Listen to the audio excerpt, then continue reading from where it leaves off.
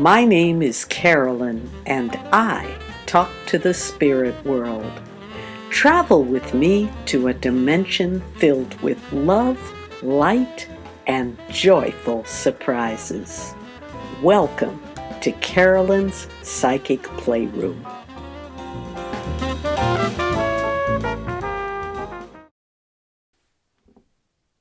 Hi everyone, Carolyn Wilkins here, and I'd like to welcome you to another edition of Carolyn's Psychic Playroom.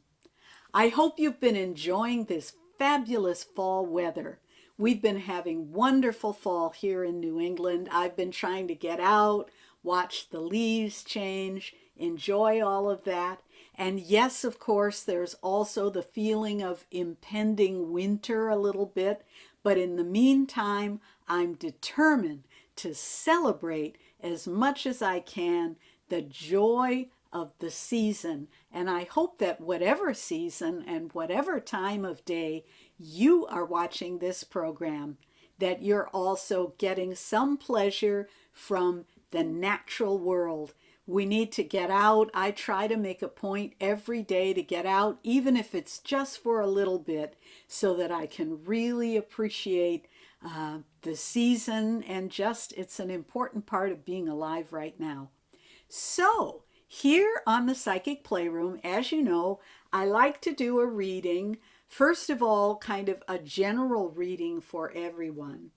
And I know that we are now at the end of October, the beginning of November. There's a whole lot of turbulent energy. I'm not even going to touch the election. I'm not going to predict anything about the election. However, I think it might be nice to connect with my Akashic Records Tarot here, which, as you know, is my favorite tarot deck, and actually talk about the energy that is available to us in this season, the late October, early November time frame, and just the energy of this fall that we can utilize and harness for our highest and best, regardless of who wins the election, regardless of externals. What are the internal energies that we can tap and things that will be highlighted during this time, which is end of October, beginning of November, in this general time frame. As you know, this is a time when the veil between the two worlds is thin.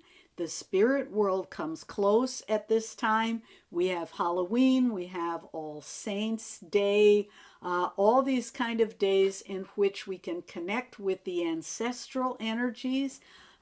So just thinking about all of that, I'm just going to ask to be shown a card to help you harness the highest and best for yourself during this period. Okay, let's see what card comes. So I'm going to shuffle, and I'm going to shuffle again.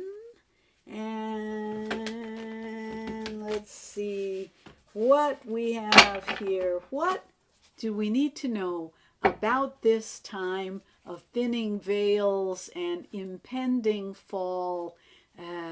What can help us to tap into our highest and best energies during this period, regardless of externals? And this is the card, the ascent. Can you see that? A man climbing to the top of a mountain, and he's actually made it all the way to the top. Now he's looking out across the landscape, and he's looking back to see where he's come from. And yeah, so I'm going to take this to say, I feel this fall is going to be a time to sort of just take stock, pull back a little bit and take stock of where you've been and all the things that you have accomplished during these last 7 months of COVID, of shutdown. There's been a lot of turbulence, a lot of drama. And I think for all of us, sometimes it's hard to see that, in fact, a lot has been accomplished. And I know for myself, when I look back to myself in February and myself now, and I look at a number of projects that I had thought, oh, I'm never going to be able to get this done, they're done. And I look back and I see, wow, even with all the turbulence and the drama, I have accomplished a great deal. And the man in the ascent is looking out over all this big mountain that he's climbed up, and he's able to say, wow, good for me. I made it here to the top of this mountain. I'm going to pat myself on the back and take a breather and just enjoy the energy of having accomplished. Because sometimes, I don't know about you, but I get so busy on my next project, my next thing, my next what's next. I forget to just give myself credit for the things that have been accomplished. And if you have just survived and you're alive and breathing, praise God, and healthy, this is a tremendous accomplishment right now. And just to be able to have made it through this very difficult period is something I think that we need to celebrate. So that is the energy, and that is a little message to you from the universe. And now I'm also going to do a reading for my friend Casey, who wrote to me with a question. And as you know, I do a reading every time on the Psychic Playroom. If you would like a reading for me to read for you on the next episode, drop me an email at psychicplayroom@gmail.com, and I will answer your question on the next episode of the Playroom. Casey's question is this: what is the best way to get through the winter as a single person without feeling so isolated? This is an excellent question. And I would say, even for those of us with families and so forth, there has still been a lot of feeling of isolation, not being able to see friends, not being able to get out and do the things we do. And yes, when we live alone and we're single, there is going to be just a lot more alone time. It goes with the territory. And I think it's an excellent question to begin figuring out a good strategy. And so as I thought about your question, Casey, this was what came to me. And I'm going to just speak off the cuff here, and then I'll go ahead and pull a card. But I think that this winter is going to be an excellent time to work on a project, like a creative project. If you are a creative person, and I know, Casey, that you are a creative person, then this is going to be the time to dust off that manuscript, maybe sit down at the piano and start working out a new tune. Maybe this is the time to pull out a picture or a poem out of a drawer. Even if you never thought of yourself as a creative person, and now obviously I'm speaking in a more general way to all of the listeners and viewers here, I would say we all have something within that we are passionate about, that we care about. Now will be the time, because you are going to have a lot more alone time. And rather than trying to fill that alone time with surfing the internet endlessly and binge watching Netflix, there's only so many Netflix a body can watch.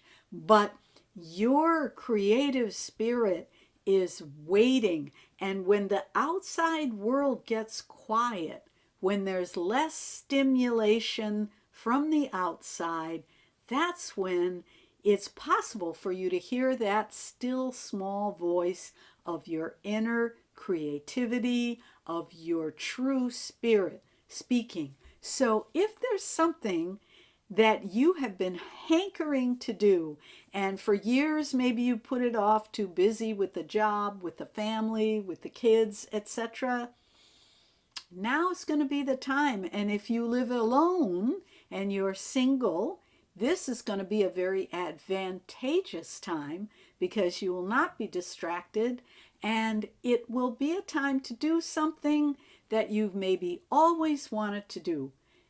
So that's my suggestion for you, Casey. Very quickly, I'm going to see what the cards might have to say to kind of add to this. If there's anything, what else does Casey need to know around her question? I'm kind of swishing the cards around here, pulling one. And here we have, great, the Queen of Keys, okay? And you see, this is a woman alone, and she's kind of standing there alone on her porch because she's a queen. Her porch looks pretty nice. She's looking out over the view. But keys are about manifesting. Keys are about concrete, physical things and doing things that are concrete, like making things. So the Queen of Keys is a queen who knows how to make things and is happy being alone. She's the queen. She's able to just rely on herself, enjoy herself, and to make things and build things that satisfy her. So when in doubt, think about that creative project that you've had sitting around for a long time. Maybe you want to take an online class. Maybe, you've always wanted to do calligraphy or flower arranging, or, these days you can take a class in just about anything. And there are tons of meetups and these kind of things that are relatively inexpensive. So yes, now is the time to really spend some quality time this winter with you and your creative spirit. So I hope that's helpful, Casey. And now I'm going to introduce my guest. And actually, it couldn't be a more perfect segue. As you know, on the Psychic Playroom, I like to interview guests who are working at that nexus between spirituality and creativity. And this episode, my special guest is author, spiritual coach, and business coach, Julie Hennrikus. And you're going to find out a whole lot more about her when I interview her, but I will just say she is an amazing human, and I'm honored to be able to be co-teaching a special video course with Julie on the subject of creativity. It's geared toward writers. So if you are a person who's always had a book in you, you feel like, oh, I have a story, I just can't quite get it out, I don't know how to organize my thoughts and that, but I know I want to write a story, this course is for you. Julie and I are going to help you tap into your inner creative genius. We're going to help you to find your voice. We're going to help you learn how to take your ideas from the dream world down onto the paper with concrete tips and tools, a couple of meditations. It's going to be super fun, and we're offering it at a very affordable rate. And after the interview with Julie and you've had a chance to meet her and see what she's like, I know you already know me, but with Julie as well, I think you're going to be excited. And I will, at the conclusion of the interview, give you a little more information about this video class. But in the meantime, check out our conversation. We are here once again in the Psychic Playroom, and it is my great honor and joy to present a fabulous guest today, Julie Hennrikus. And you can tell me if I'm mispronouncing your name, you can repronounce it. But I do want to say about Julie, I've known Julie for a few years now. She is an author, she is a coach, and particularly, she specializes in helping people to blossom and bloom their creativity. So those of you creatives out there that are looking to start that book or get your career rolling, she also has an extensive background in theater management. If I'm not mistaken, she's worked with actors all over the New England area. So she's just a fabulous, and of course, she's a super awesome human being. So without further ado, please welcome Julie Hennrikus to the Psychic Playroom. Hi, Julie. Hi, Carolyn. Thank you so much for having me and for your kind words. I'm so glad to be here and having this conversation. Yay! I'm glad that you were able to do it. So I'm going to dive in right away by talking about something that I know is close to your heart right now, which is your new book. So tell us a little bit about the new book. So I have written 3 different mystery series under 3 different names, and my most recent series is called the Garden Squad series, and I write it as Julia Henry. And these are classified as cozy mysteries. They are puzzle mysteries, but it takes place in a small town in Massachusetts. The central character is a 65-year-old master gardener and recent widow, Lily Jane. And with the help of her friend, she starts coming back to life and bringing her gardens back to life. And then she and her friends start solving gardening issues around town because Lily doesn't want to wait for permission to, fix the flagpole. She just goes and does it. And then later on, they start solving crime. So the 3rd book in the series is Digging Up the Remains, and it came out in late August. I just turned in the 4th book, and I'm working on the 5th book. So I love writing this series. I love that Lily is a woman of a certain age. Her best friend, Tamara O'Connor, has been her best friend since she was 3. I just love talking about this group of folks. So I'm so blessed, Carolyn, and I know you're a published writer, and it's the same.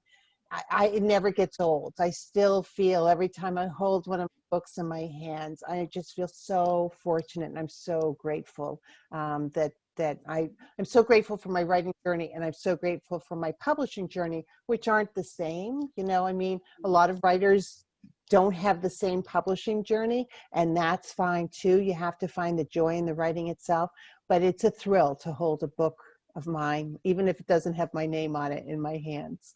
Oh no, that's fabulous. So hold up the book. Let's take a look at the cover and everything. And this is the book, Digging Up the Remains. And, as I said, it's the 3rd in the series. It takes place in October, and it's just a lot of fun. When I write, I really build the town and build the community. And, when you write a cozy mystery, for folks who don't know, they're like traditional mysteries, puzzle mysteries, but they take place in a small town. You get to know the people over a series of mysteries, and they restore order to disorder. So they're about justice being served. They're not going to take you to a dark place. And I sort of enjoy that too. I think that right now, especially, we can all use a little bit of a respite. And I'm really happy that my books can do that for folks. you are so right. And I do think now is the time when it's nice to have a little soothing, a little resolution, a little order. And I love books where you can follow the characters and get engrossed in their little stories. And a good cozy mystery, I always feel, should drop you into a community in which you almost feel like you live there, you know the people, and but yet they surprise you. They're not boring. So no, they need to have a change. I mean, as we're writers, your characters have to change, and they have to change over time. And I have some things that get arc. I solve the problem, or I have the character change over a number of novels, so it's not immediate. And there's some struggles, but I'm with you. I love the visiting and the feeling as if you're in there. And some cozies, or some mysteries, traditional mysteries, are very real.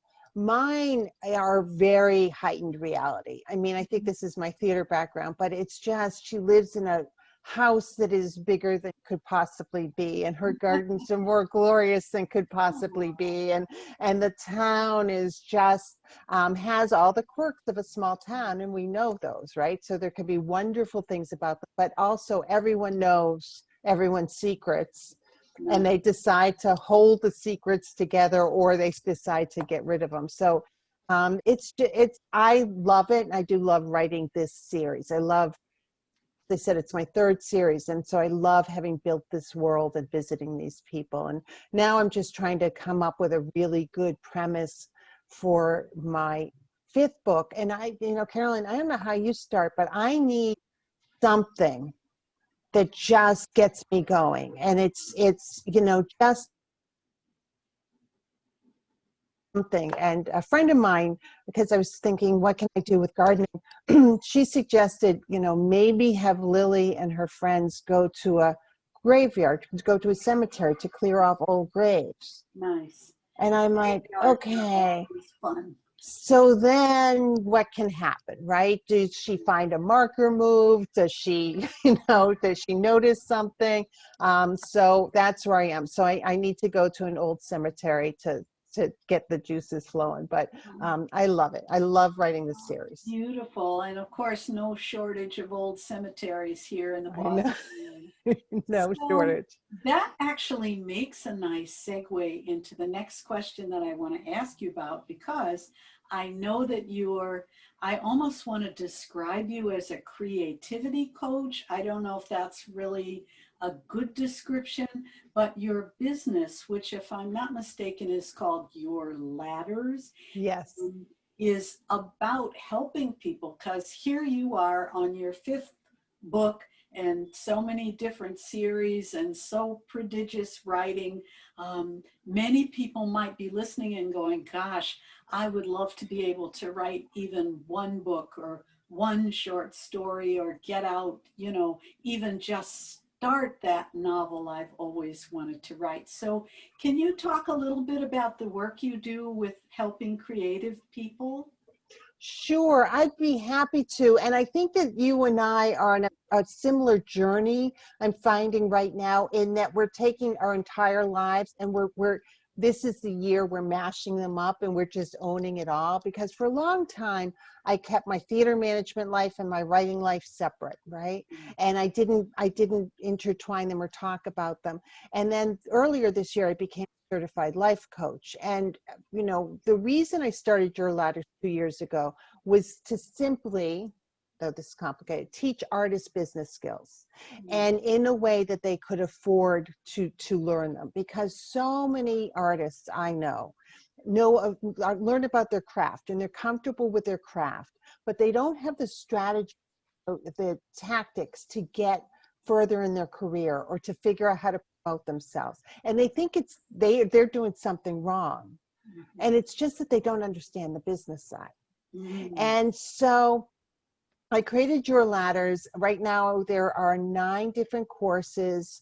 And every time I do a webinar, I put it into the member portal. And I charge $35 a month for people to join Your Ladders for as long as they want. Nice. For a year, so that artists can, especially now during this pandemic pause, take some time to really investigate their why, and sort of, because our how is, I'm on stage, or I'm doing this, or I'm doing that, but you got to go back to your why during this time and find, why what about acting on stage brings you joy, and how else can you do that right now? Well, that's And brilliant. That's brilliant. So important right now, this so whole important. thing of connecting to your joy, to your why, to the motivation, and getting clear on that. so that you're comfortable doing the necessary work that will follow in order to make yourself more visible or more successful or whatever the goals may be. So I just want to transition a little bit the conversation to talking a little bit about the spiritual piece, because I know that you also are a very spiritual person, and you've got all these amazing graphics behind you of be grateful and all these kind of things and joy. And particularly now in the time of COVID, how have you sort of maintained your creativity and your positive spirit? I think that any tips that you could offer people on that from your own experience would be fabulous. Well, Carolyn, I think this is part of my mashup as well, is that because I've been an arts administrator for so long, I'm always talking about strategic planning and budgets, but the magic of creativity, the magic of connecting to ideas and allowing them to live within you so that you can express them was something that I wasn't as comfortable about talking about. And talking to people like you and other folks in my life helps me understand that I need to also talk about that. When I talked earlier about my writing path and my published author path, the writing path is the creative path. It's the spiritual stuff, right? It's hard work. There's stuff you need to understand about but your mindset, how you're approaching that's all the writing. The published author stuff is the business side. And your writing, you can't qualify or quantify your writing by the published author journey, because I've had series canceled, I've had publishers go out of business, everybody has stories. I believe the creative energy is a gift that everyone has access to, but for a lot of reasons, not everyone taps into. And I believe the creative energy will save the world, because it really helps us become more empathic, understand different sides, explore. Artists and folks who tap into their creativity start seeing the world in 4D and Technicolor instead of sepia tone and 2D. And so I think some people don't explore their creativity because they don't think they're talented, or somebody in 5th grade told them they weren't talented and they believed it. That's my journey as a singer. I've talked about that. They're afraid to, they think that they're not expecting the amount of work it actually takes to do the creativity. Yes.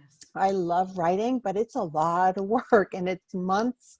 It takes me 9 months to a year to write a novel that takes somebody 4.5 or 5 hours to read.